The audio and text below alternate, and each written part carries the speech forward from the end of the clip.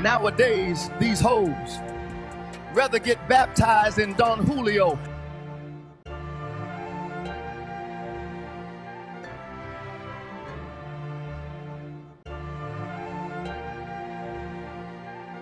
Welcome to the Holy Book of 304. Listen, gentlemen, this information was never meant to be mainstream, and it never will. Look what happened to me. Good luck. 304s are in love with cosmetics. They're not too infatuated with being natural. Technology has taken over the world, from AI to robots, which will gradually change society.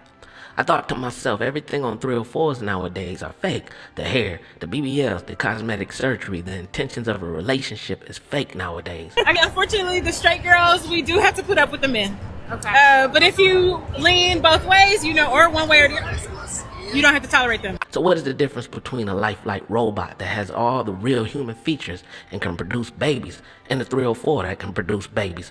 Think about it. You ready for this? Scientists in China are developing a device that they call a pregnancy robot. Imagine a world where the act of pregnancy is no longer a human experience but a technological one. For centuries, pregnancy has been the most human of experiences. Replacing it with machines sparks fierce ethical debate.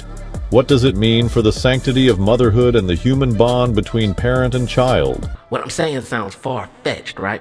I had to examine how 304s in some form or fashion destroy themselves.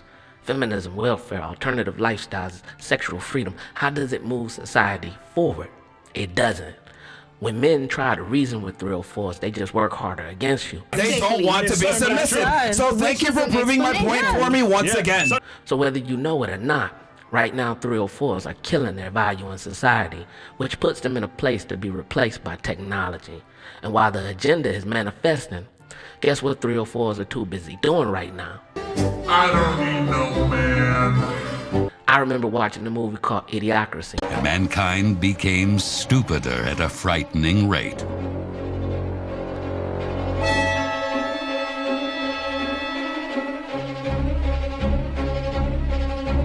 Some had high hopes that genetic engineering would correct this trend in evolution.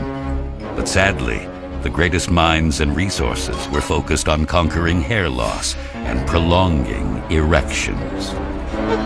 The one thing I remember seeing is that everywhere you turn, 304s were selling vagina. Any store, any restaurant, everywhere. Looking at society now, that is truly all 304s want to offer is a womb and some box. So if that's the case, it would not be far-fetched in the future for a man to have a 304 that's human for pleasure and a robot 304 for everything else. Until the next time on the Holy Book 304s.